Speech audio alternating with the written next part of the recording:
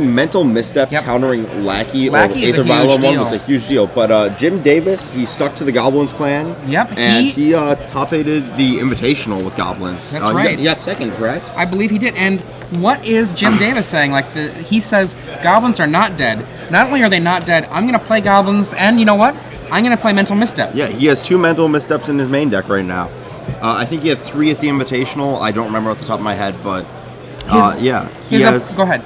You know, he's pretty standard Goblins. He has Lackey, Pile Driver, War Chief Matron, Ringleader, Incinerator. Yeah. Only 2 War Marshals. Well, what are his unique cards that he has? Prospector to kind of go off with the Sharpshooter. Yep, and Tin Street Hooligan off of Taiga. He doesn't have Black. He doesn't have Patriarch's Bidding or Perish, which some people have been playing. And he's a Volcanic Island, so he can cast these missteps. Now, you gotta see if you can see this or not, but he also has a little rocket ship right here on his deck list. Because he, I guess, likes rockets. His opponent, Zach Hess, is playing a very burn-based, I'll call it almost like a Dark Zoo deck. Yeah, Dark Zoo is exactly. Grim Lavamancers, Tarmogoyfs, Dark Confidant, Goblin Guide, Lava Spike, Riftbolt, Chain Lightning, Sensei's Divining Top to go with the Dark Confidant. But basically, very burn-heavy. This actually looks like Burn Splash Bob and Goyf. And only barely splashing Bob and Goyf. Yeah, he's got top out of the board. He has Frozen Grip for green. That's a reasonable splash for any kind of hate card. Absolutely. Leyline of the Void in black, which he can actually cast if he doesn't have it in his opening hand. No, he only has 1 Badlands. 1 Badlands, and he can't actually cast it. His handwriting's a little scribbly. I thought I saw 2 Badlands. Yeah.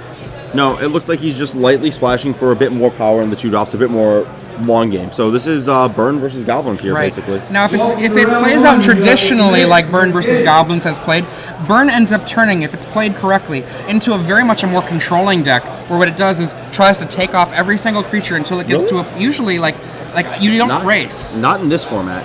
The Goblins deck has the better late game because of Ringleader here. You can't really you can't attrition Goblins in this format because of Ringleader and I was thinking about the way that I was watching Patrick Sullivan play against Goblins, which is he turned into a control deck where he's like burn that, burn that, and then he finished his opponents off with the late game cards that he had. He doesn't have Zach Hess.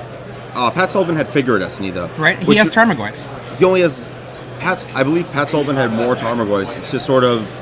Or more Figure Destinies than he has Tarmogoyfs to be a real quad. Here's what you have, though. You've got Grim Lavamancer. Right.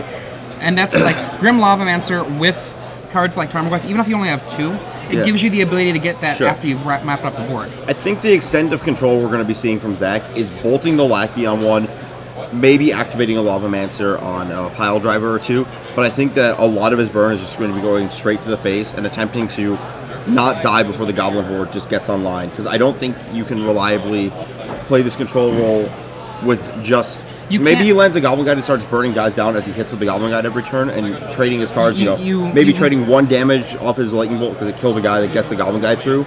You certainly can't play control to the horizon of the game, but what you can do is play control long enough to keep yourself from dying and then turn the burn to the face. Sure. Which is what the burn style decks always have that option for. Sure. But I mean, you still are in that control role until you're ready to be you look at your hand and you're like, the damage is here, I'm going to go for it. The problem with that though is that you have, in order to control Goblins, they play so many guys so fast that you can't really... They only play the guys fast if they have out Lackey and the Chief. Or Aether Vial. Yeah. But if you start aiming all of your burn at their guys, or burn towards their guys at all, you're going to run out of burn in general. He does have Dark Confidant, but I think that without Figure of Destiny, if I can look up Patrick Sullivan's list fast. Patrick Sullivan's had 3 Figure of Destinies. 3? Yeah. If he has the Tarmogoyf or the Dark Confidant going, he can definitely apply to that plan, but I think that if he doesn't, he's going to have to start going for the face real fast. I mean, one of the things, the difference, I suppose, between this deck and Zoo is very much more in the control role, because Zoo absolutely gets to be here's a Tarmogoyf, I've got 4 of them. Here's another big creature, I've got 3 or 4 of them, and has enough burn. Yeah, I've had the opposite experience actually. I think that I don't know. I've been to a lot of the Star City Games events for Legacy. I've seen that matchup a lot, and usually the Zoo deck kind of it's very similar to playing against the Merfolk, unless they get the explosive ringleaders with some sort of acceleration. I've always felt that when Goblins wins outside of the explosive draws, it's because the Goblins players the Goblin lets itself get to the late game. That's just what I start said. Well, no, you were saying that without the Goblins player is going to win as the control. They're going to kill Zoo's early creatures, get to a manageable board state where Zoo can't attack into like your War Marshals and all your guys without taking a bunch of damage on the swing back, and just overdevelop the board. I think that we have different experiences in playing and or watching that matchup because Goblins usually does not have very many ways to kill creatures. It has the 4 Incinerator usually. It sometimes has one Sharpshooter. Warren weirding. That was, I mean, It's when I not tested common the, anymore. I mean, even with the Incinerators, you can matron for the Incinerators, you can Ringleader into the Incinerators. I You have a fair understand, amount but of damage. Incinerator only kills a creature if you've got out Goblins and you usually don't. Well, and that's, Warren Weirding has not been commonly played. yeah, but that's what you have to do in that matchup. You have to establish a board state. You have to sort of. Yeah, the Zoo deck is trying to kill you before you can establish. I'm not actually talking about what you should do. I'm talking about what people are doing. Well, There's a big difference. There's a difference. Yes. Yes. Like, I think that one of the things that I've seen always with Goblins is that it's the best aggro deck at taking the control role in the mirrors. well, I mean, it's effectively, if you look at it from an archetypical standpoint, Yeah. Goblins is a mid-range aggro deck. Yeah. And what does that mean? It means that it lives and dies on its board presence, and it's very good at establishing board presence. Right. And like you don't see Goblins doing things like playing for short-term damage. It's always building up more. Yeah. Is its game plan. Your end game is always a critical mass of creatures, Yeah. killing them. And now it can do it really quickly Yes. because of the power of the cards. But that doesn't change it from being a mid-range deck that's just fast. Right. I think that. Let's see. Jim Davis, probably one of the keys here is making sure these price of progresses stay as dead as possible. And Jim actually is not terribly resilient against it. I mean, he does have 4 wastelands with not too many targets that he can hit with them. He's got 4 ports, which he's going to want to put down in general. He can waste his own lands to get out of it. Absolutely. I think one of the keys here is that all of his fetch lands go for basic mountain. Yeah, I mean, there's nothing for him to Tin Street that has value. Sensei's Divining Top is not a Tin Street Hooligan target. Not at all. Not unless your opponent falls asleep and then says, "Oh, I guess that." If I remember happened. correctly, that adds up like miserably for you because I think Tin Street Hooligan is non-optional, so you cast it. And if you have a Violent player, it's going to blow up your Violent when they flip the top in response to the actual spell. Well, I mean, if you fall asleep, maybe you might have your Sensei's Divining Top hit, but otherwise it's probably going to be pretty rough. Yeah. I'm just looking at what else we have going on From here. the sideboard for both of these decks, the Goblin player, Pyrokinesis is not as exciting as it would be against some people because there aren't very many creatures, but it does take out one of Jazakas's paths. The rest of the sideboard doesn't seem very good. Crows and Grip, matchup. Pyroblast, Tin Street, Stink Surger, Relics, Red Blast all seem very mediocre. And we're going to go to that match in progress. Yeah. Right now, Jim Davis with Goblins versus Zach Hess. You can see Jim Davis there on the right. Yep. Okay. Now, for those of you who are just joining us, welcome to the Star City Games Open Series. It's day 2. We already have in the books a standard champion, Jerry Thompson. And here, the beginning of the Legacy Open, Jim Davis, well known for his Goblin playing for quite a long time now, versus Zach Hess. Zach Hess is playing a deck that is burn-like, but has a couple of splashes for Tarmogoyf and Dark Confidant, and Jim Davis playing Goblins. Goblins with a tiny, tiny little splash of blue that he'll never spend because it's Mental Misstep. Yep. So it looks like Zach was on the play here, leading off on a fetch land for presumably, well, Basic Mountain, Taiga, or Badlands. Basic Mountain he chooses. Probably doesn't have the Tarmogoyf or Dark Confidant on his hand, or would prefer to wait a turn to fetch whichever land he needs to cast it through a wasteland.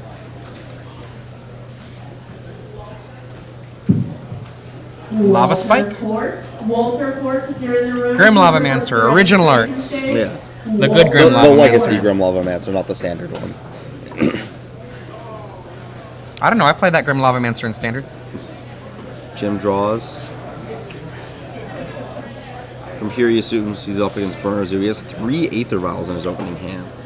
That's that's one of those things I don't really like about Aether Vial sometimes. I know that I boarded a lot in these like sort of, well, not blue matches, but like the fair creature matches, just because you know, if Goblins against Zoo, I guess you need it in Goblins, but like in Merfolk against Zoo, just Aether Vial is not a card. It's just a mana source, and it's not even an exceptionally great one at that sometimes. But so these 3 Aether Vials are going to be clogging up his hand a little bit, making it a bit more like a mulligan. So Zach Hess fetches again for a basic mountain. Maybe called Zach Hess's deck Jundburn. I wouldn't even go so far as to call it Jundburn. Can you even call it anything in Legacy Jund? That looked like some kind of burn to the face, probably lava spike. Yeah, the glare is making that really hard to tell what it might have been. I'm assuming that Jim is at 17.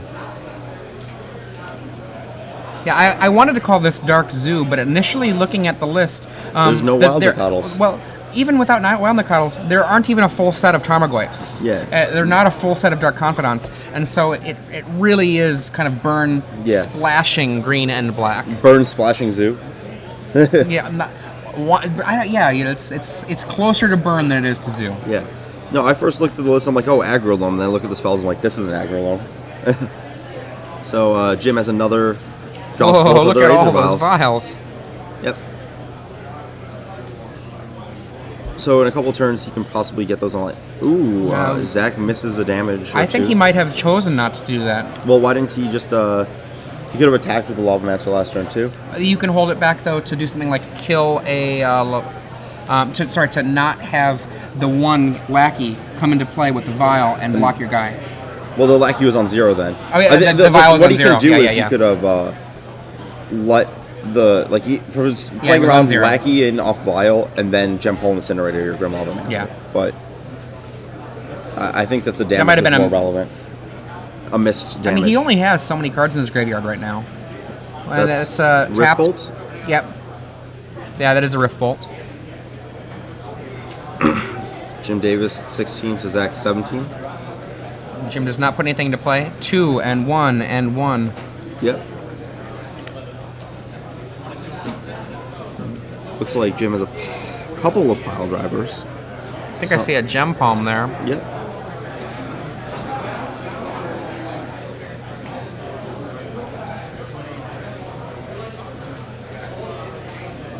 It might just be 3 pile drivers. One of those traditional goblin starts. Passes the turn. Does the 2 now. The vials threaten to overwhelm the Grim Lava Mancer's ability to control much of anything. Yeah. Knocks him down to 14. Rift Bolt comes down. Oh, we got to pause here. While you're tapped, here it comes. Vial this pile driver into play. Try and cycle Gem Palm. Zach could have a lightning bolt for that, so Jim is debating whether he wants to risk the not really 2 for 1, but you know, I guess the turning his 2 for 1 into a cycler. None for none. Yeah. That's an accurate way to put it. Yeah. I guess 1 for 1 bolt trades for a pile driver. 1 for 1 into none for none. Yeah.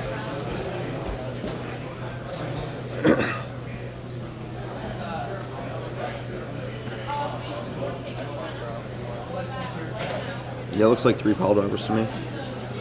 Here it comes. Pile driver. Maybe one of those is a prospector. Tap, tap. Nope, just 3 pile drivers. Incinerator. He says sure. Yep. 2 for 1. Okay. Zach moves to untap. Kills the pile driver. Huh.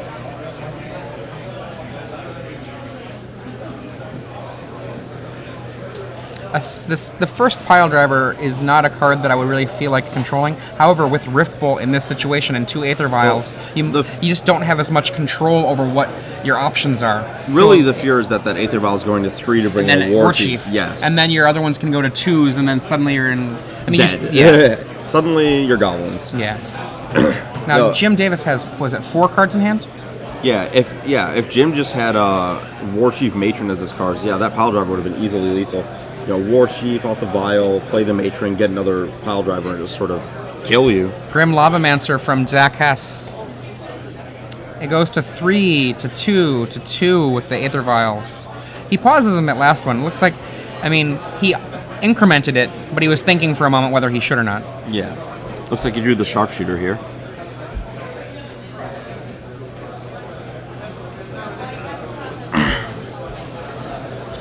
Snow-covered mountains. That is a lot of pile drivers, I think.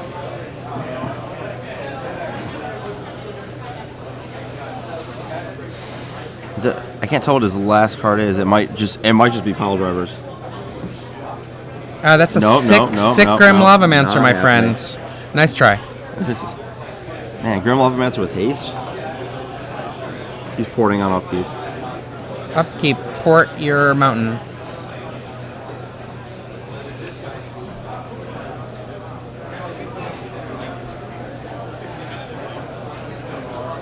All of these lands from Zach. Yeah, he only runs 2, 8, 12. I think that's 21, so... And he's actually already sacrificed... 5 fetches? All of his lands have been on fetches, I think. Yeah, so that means he's seen 10 lands so far out of 21. And it's on, I think, turn 5.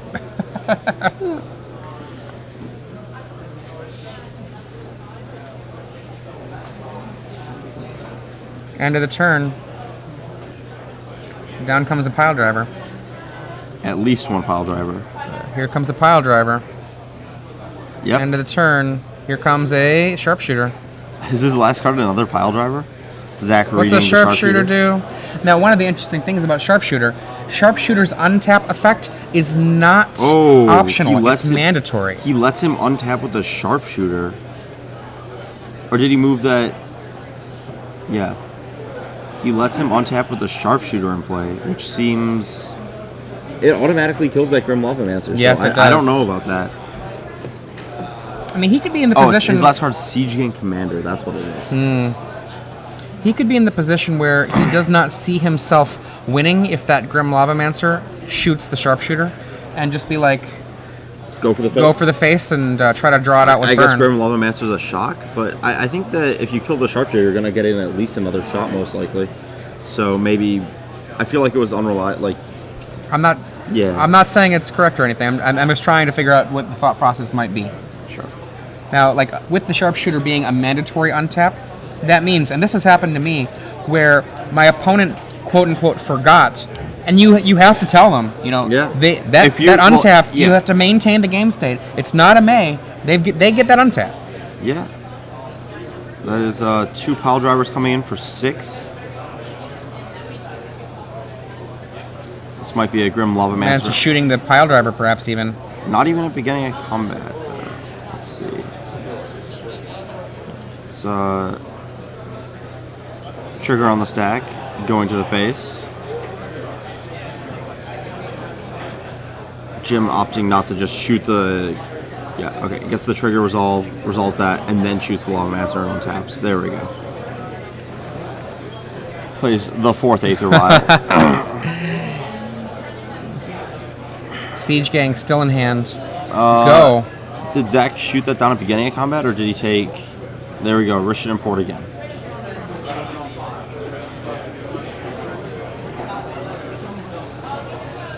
Goblin Guide, I'm going to guess.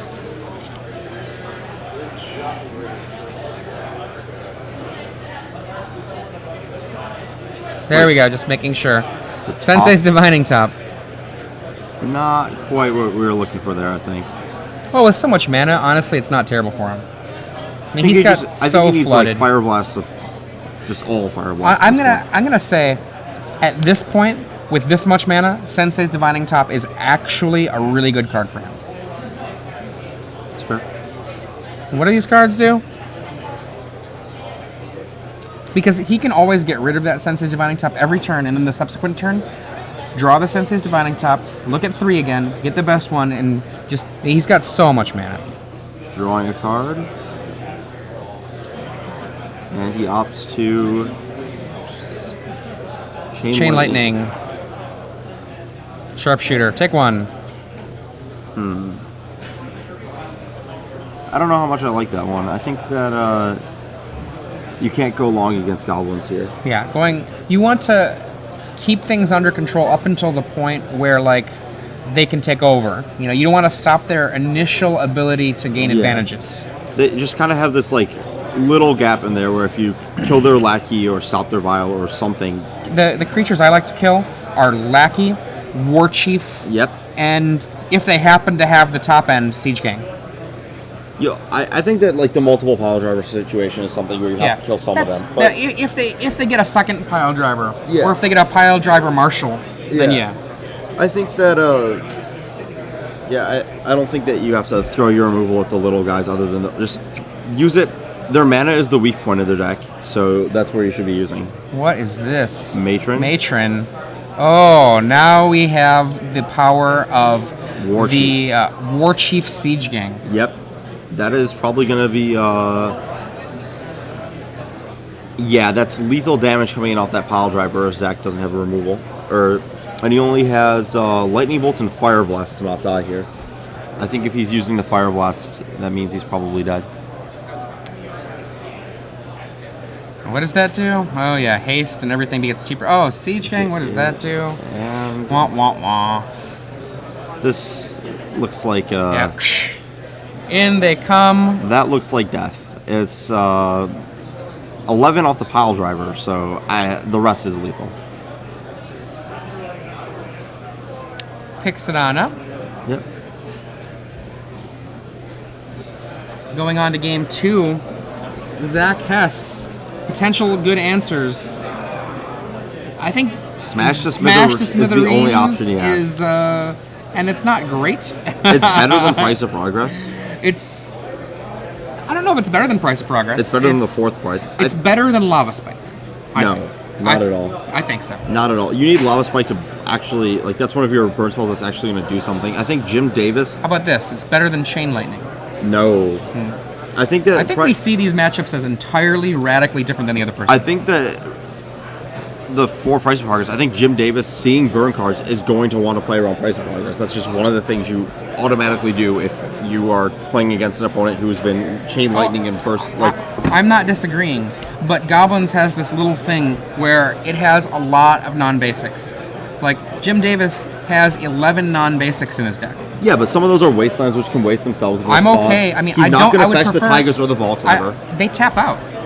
I mean, I have absolutely used Price of Progress against wastelanded decks where they're like, my wasteland's tapped. And then I absolutely have used Price of Progress against decks where they wasteland themselves to stop themselves from hurting. And that's okay too. It's not as good as the damage, but it's still good. I think that Goblins is a deck where you can just afford to throw away your mana like that, though.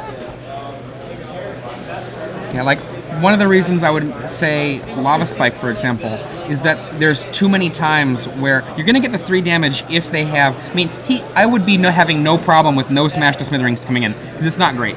All it does is it kills Aether Vial.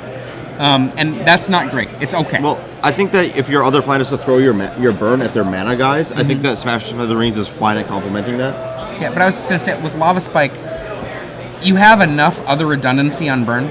It's okay to lose a card that doesn't interact with the opponent for a deck card that does. But Price of Progress doesn't really interact with the opponent at all. Right. I think it does more, though, than Smash.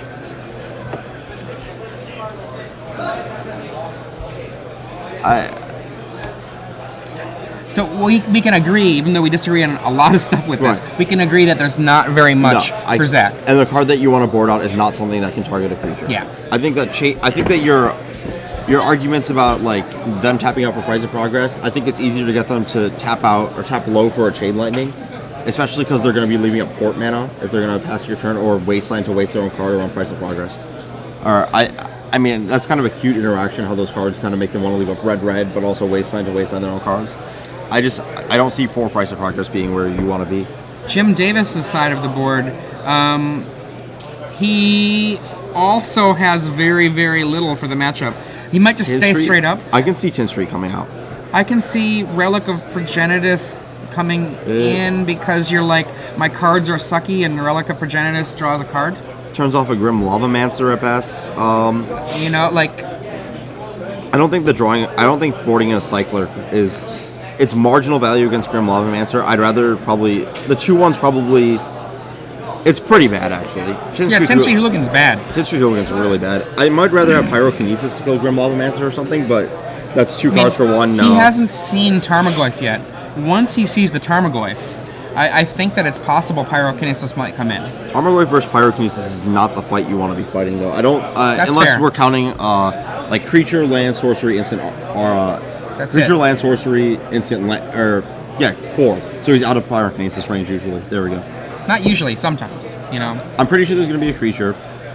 There's a big enough mix of instants and burnt stuff here. That's fair. And Pyrokinesis is an instant, right? So after you see it, maybe you put in a Sting Scourger for your 10 Street Hooligan. Maybe. Bouncing a Tarmogoyf is just fine. That's probably reasonable. Yeah. So, instant sorcery, Pyrokinesis, or land's always going to be in the graveyard, creature's going to be in the graveyard. Sorcery, there's a ton of sorceries in this burn deck, and then Pyrokinesis is the instant. So, yeah, Pyrokinesis is not going to kill a Tarmogoyf most of the time, unless it blocks. So, you're like 3-for-1ing yourself to deal with that Tarmogoyf there.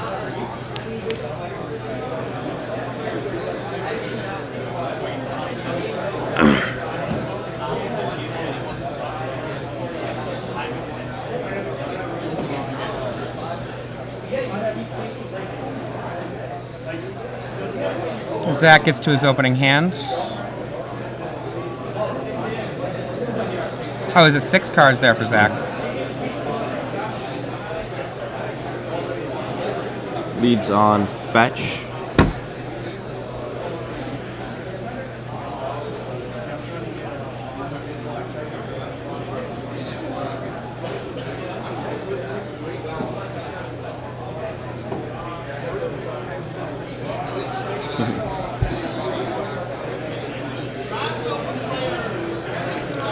See what this land leads to.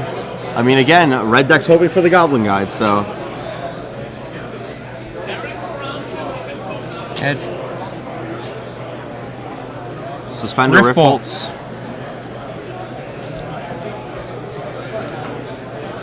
Turn 1 Suspender Rift Bolt is only a play I want to make if I'm definitely deciding in my opening hand that I'm going to go for their dome. Well, I mean, that's all this deck's doing, so I think that he has to commit to that. We've already talked about this, though. Remember, it stops the lackey on, like, turn 2, perhaps, off of Aether Vial. I think this is where we're differing on this matchup. I think the burn deck's the beatdown. You said that you want to stop the lackey. Yeah, I think the burn deck's kind of this beatdown where some of your burn spells turn into pseudo stone rains. Right. And you think that it's more of the control. And I think it's control for the first couple of turns. See, I view that the same as saying that, like, you're going to wasteland your opponent, and that's a controlling thing to do. Like, you're only using your burn spells as a way to kill their war chiefs and lackeys and keep them with mana, so they can't race you. War chiefs and lackeys are Llanowar elves, essentially, for the Goblin deck. Yeah. There's the Grim Lavamancer.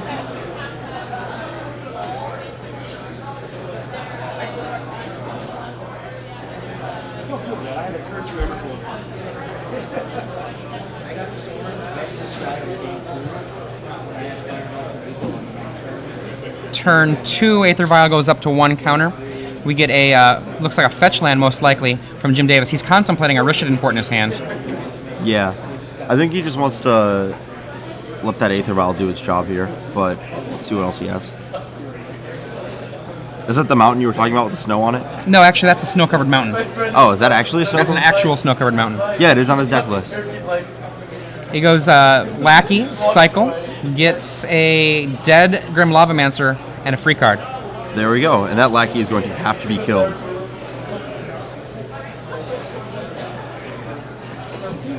Goblin Guide. For my money, that Goblin Guide sits. Yeah, you have to block that Lackey. If it hits you, you are going to die. This is... Zach being stuck on one land is does not look very promising. Jim in a pretty commanding position here, though. His hand doesn't look like it has a lot of action. Looks like another vial. Plays a non-basic.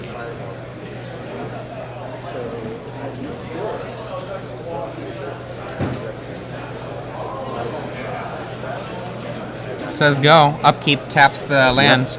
Yep. Zach now that does not Rishadan float. Port's going to be doing its job. Just draws. Looks like probably no land from Zach. We also look like we maybe have somebody bouncing our camera around a little bit. Sorry for that, everybody. Yep. It looks like a second lackey, I think. I can't quite tell. Maybe it's a Mogg War Marshal. Can you see what that is under? Yeah, it's a Mog? War Marshal that he had in his hand. EOT chooses to pay the Echo so he can port Yep, again. War Marshal. His hand has no action, so we're going to see this one draw out for a little bit longer. Which is okay for Jim Davis. He's just getting closer to getting a ringleader going or anything like that. Yeah, I mean, his opponent's mana screwed. He's flooded, but Jim's deck is the more powerful top decks. Even if Zach gets out of this mana screw, he's just casting bolts. Jim draws out of this. He's drawing a ringleader or a matron. Yeah, and he's just exploding out onto the board. Yeah, absolutely. Some news from Riki Hayashi, who is playing in the Draft Open. His triple Fireball, Mind Control, green, blue, red, awesome deck. Apparently got Soren's Vengeance out. What? You told me. And we get a port during upkeep again. Zach Hess still stuck on mana. He looks at the Mog War Marshal. What does this thing do? It's got Echo. So if it dies, it gets another one. Another 1/1 comes with it. So it's a total possibility of 3 1/1s could come down from that. Yeah, that card is one of the ways that Goblins has traditionally used to beat the bigger creature decks because there is no way to break through that guy. Another port, which good news and bad news for Jim. Looks like this is one of those games where I guess you were right, and Price of Progress would be doing a lot of damage, but Zach is. I've watched a lot of these matchups, and you get the damage in.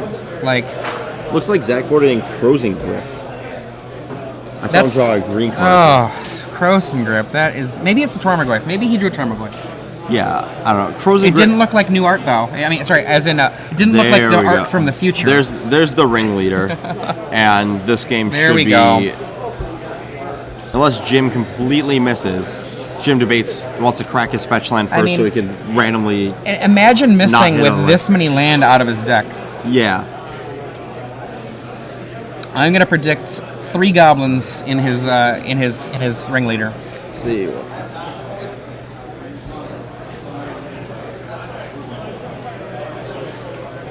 It's 31 minus 3, so 28, and he has. Is that 3? Yep. Woo! And a matron, so he gets to do it all again tomorrow. Yeah. I think that's 2 matrons. Oh yeah, he's got the mana to cast it too.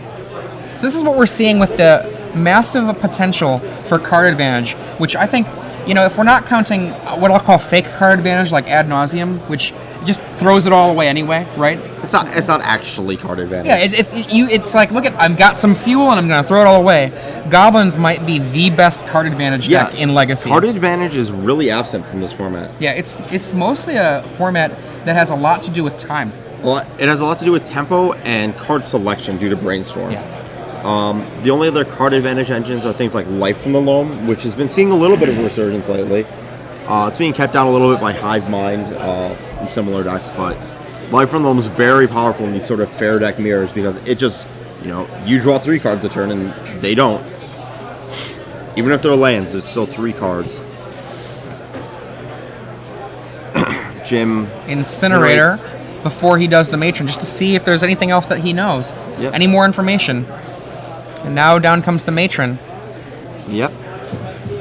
He has another matron? Yeah. So his hits were Incinerator, Matron. So what he can do here, if he wants, is go Matron, War Chief, if he wants it, into... He's got a Lackey in play. I was thinking Matron into War Chief, into Matron, into Siege Gang.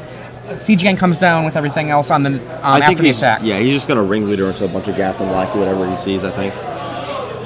Or what is it the Siege... Oh, he got the Siege Gang? He got the Siege Gang. Yeah, it's also reasonable with the Lackey. That's why I think Matron... I mean, you can have the Matron back as backup. Yeah, I don't think he needs to hit with the Matron. It's lethal next turn is the whole point. And then here's the Siege Gang with mana open. That's actually awesome. Yeah. Siege Gang with port open is the more important part. Just keep Zach off of drawing, say, Pyroclasm or something similar.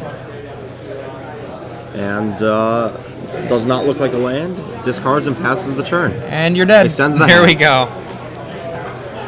Yep, that was a Crossing Grip in his hand. So Zach Hess kept having his mana shipped away by the port that game and didn't really get to do anything. And Jim Davis gets off to a good start with his Goblins deck that he has done so well with in the past. Welcome back to the booth, everybody. I'm Ari Lex here with Adrian Sullivan. Hello. And you just watched round 1 of today's Legacy Open. Right. We started off today with some Standard. We saw some Goblins win and lose in the finals to Jerry Thompson's Callblade. And here we are again with Goblins defeating Burn. Right. And